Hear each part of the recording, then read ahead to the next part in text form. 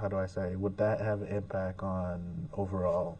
Like, would there be a change in, like, because we already get floods, so Right. I was like, would it be more floods or less floods, or it's kind of like roll the dice and let's see what happened after? No, that's a huge reason to remove some of these dams. There's this great quote from an article, I think it was in the New York Times, oh, maybe almost a year ago, that we've got 19th century infrastructure, 20th century laws, and 21st century climate. You know, these dams were not built to sustain or withstand today's climate, the severe weather that we're getting.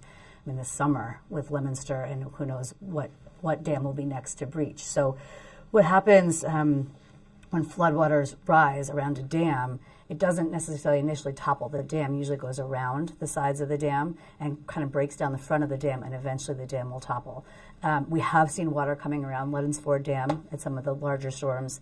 So it's definitely a concern that that dam won't be able to withstand future climate. And if that were to occur, you know, all of that contaminated sediment behind it will wash down the river.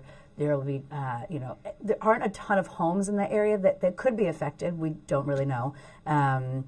But there's a bridge right downstream that could be affected by a major breach. There are properties that could be affected. Similarly with the State Street Dam, so State Street is it's right in front of the State Street Bridge. And it's really a series of rocks and boulders strewn across a river versus the one at Leddens Ford, which is a large concrete structure. And the one at State Street already has two areas of breach. There's two sections in the middle where the water just flows right through it. So it's kind of a foregone conclusion that that's going to breach sooner than later because it's small as it is and it's already breached.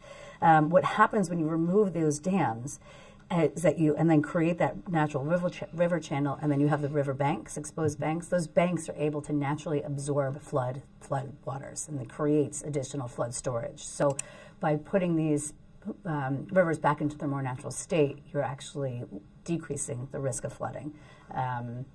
That's a huge reason why we're trying to do some of this now before it's too late. We're able to do it in a controlled, engineered, scientific way versus waiting for Mother Nature to just blow these dams out.